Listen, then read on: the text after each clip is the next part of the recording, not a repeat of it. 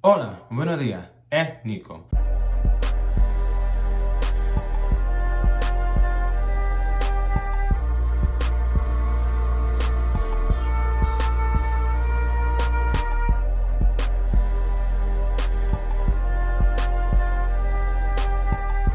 No, blue coon fur. Oh, bro, bitch, don't touch me. Excuse me. Anyway. So today we're here to talk about something that we slightly touched upon prior, but it is an interesting dialogue, especially with how the economy is currently working, and it adds in a bisexuality factor that I wanted to kind of dive into because, I'm bisexual. And I've actually dated a few bisexual men in my past, so I can speak on experience with some of these more toxic standpoints.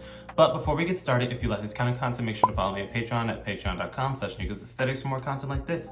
Weekly uploads, weekly lives, and where we record the podcast that's in work. If you want to be on that, simply join, and I think it's viewers' choice and third eye tier that actually gets to participate in those. If you just want the extra videos, just join the closed eyes. I think that's how I labeled it. But essentially, let's get started before y'all say that I'm rambling. Essentially, somebody commented, in a gay relationship, should both partners be paid or should only the top be forced to bring wealth into the dynamic? And it's closely mirroring the heteronormative versions of courting, where the currency that women bring to the relationship is through physical beauty, is through being a trophy, usually a family name, while men are supposed to bring currency via finances, stability, and support. So that has been the rigid molds for heterosexual dynamics for years and centuries, etc.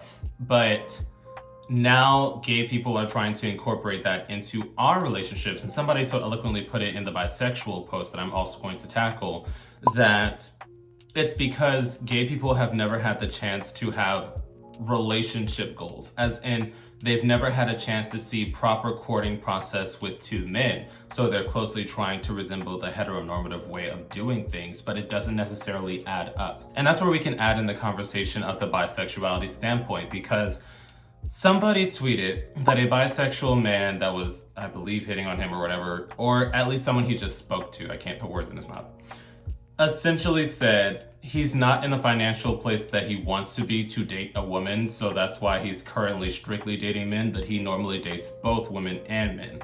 And he was offended because he followed up and said, I don't like this ideology because I'm a lady, treat me like a lady and buy me things. But this person also said that their love language is physical objects, meaning they like you to buy them things to show that you're interested in them. And I believe I've covered a video on this topic and him in particular, and I boiled it down to get a job. Like, get a job. Like, that's the thing.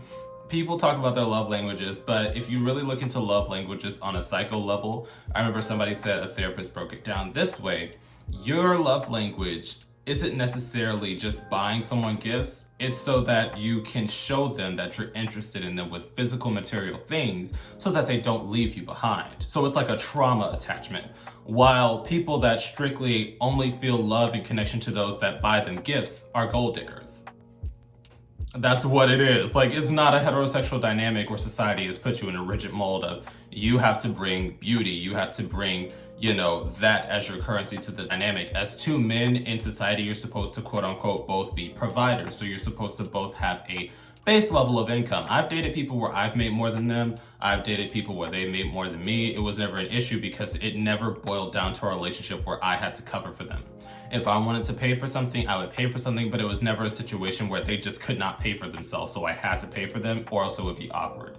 As for this conversation, trying to adopt heterosexual dynamics is a blurry line, especially because, like the previous commenter said, we don't have actual representation for our own love formations because of society and how homophobia has affected our community. But when we take an abstract look at the heteronormative dynamics, I understand what the bisexual man in question was saying, because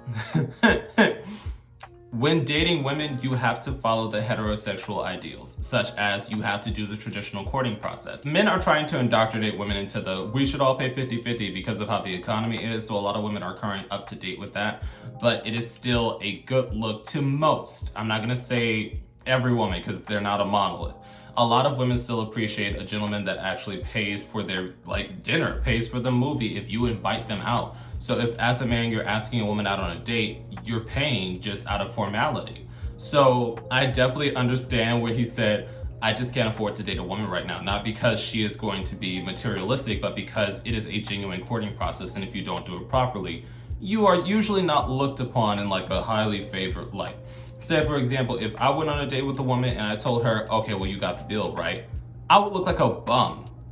And I understand that if she said, okay, well, you got the bill, right? It would be the societal norm for me to pay it, but that's a lot of things that we have to tackle in society before we can break down those kind of double standards. But that's what I'm saying, that I don't blame the original bisexual man for saying, right now I just financially cannot afford to support a woman in a traditional courting situation, but I still date other men. But that also opens the dialogue up to bisexual men that use men and having sex with men as placeholders until they find a wife. Because I've been in a situation before, I think I briefly touched upon it when I was having that video about using sex appeal for visibility, sex as visibility, like currency within our community. And the guy that told me if we just have sex, that's all it's gonna be, he was bisexual. And I remember we would have these conversations and I had a huge crush on him, but he told me, I want kids someday. And the easiest way would be for me to just get with a woman and have kids. So odds are I'm gonna end up with a woman. And I remember as someone who was trying to date him, it hurt me because I'm like, well, what am I, a placeholder? And after we stopped talking, he got with a woman. And from what I know, he has kids now and he lives a happy life. So I mean, some bisexual men do use having sex with men and relationships with men as placeholders and or just experimentation and enjoying their youth. But some genuinely can see themselves with both men or women at the end of the day, because that's me. I could see myself with a dude. I was engaged to one. I could see myself with a woman. In my later years, I predominantly dated men, but I used to date strictly women, and I actually have good relationships with women because I have a very open mind. I'm not usually locked down to like toxic masculinity. So it's an interesting dynamic, especially because more women respectfully hit on me than more men hit on me. So it's an interesting dynamic, but that's just my personal experiences. But when we also look back at the original commentator who was annoyed that the bisexual man said that as two men, I don't feel the need to throw money at you, he posted a second screenshot where the bisexual man said, first of all, I've asked you on 2 dates and you paid at dust, so I don't actually want to go on a date with you anymore. We could just fuck, especially because I saw your tweet that went viral about me where you said you just wanted some money. That's what you want. And he replied with, well, this is awkward. I'm like, you can't make viral tweets about somebody that you're having an encounter with, especially if it's still active, and then expect them not to see it, especially when you're saying, oh, well, I don't like that you're not going to spend money on me and support me and lavish me with gifts, but you would do it for a woman, when that's a societal norm. For two men, since we do not have examples for healthy relationships or how to properly court each other, we have to make it up as we go. Obviously, people can adopt the heteronormative ideals because a lot of bottoms and tops do that, where they're like, I don't eat ass, I don't suck dick, you pay for everything, I cook and clean, that kind of thing. And that works for them. It does not work for me as a first man, just because I cannot lock myself into paying for somebody. I cannot lock myself into being somebody's live-in maid. It's just not for me. I'm more of a duality kind of person. So I don't know. That's the thing. It's like some people will try to adhere to that, but a lot of people are moving out into this is not feasible anymore. We can no longer try to adopt heteronormative ideals. You're gonna have to pay for something. And some bottoms, like I said, not every bottom is a monolith, not everybody thinks like this, but some bottoms need to understand you're not a woman, so you do not have the societal pressures that men face to court you by drowning you in gifts. If your love language is, I like people buying me things, I like people giving me money, girl, that's not love, that's legitimate sex work. Like, you're paying for someone's attention, you're paying for someone's love, you're paying for someone's sex. That is sex work. So I mean, at the end of the day, that's how I view that. Obviously, if it's a little rose, if it's a little, candy, if it's a little, cupcake, like little gifts like that shows affection, like I thought of you, that's one thing. To expect designer, to expect trips, to expect money, no. At least for me, that's not for me. Because whenever I say these things, bitches are like, well, if it doesn't work for you, then don't talk about it. I'm specifying it doesn't work for me. If it works for you and your partner, that's beautiful. It's not gonna work for me.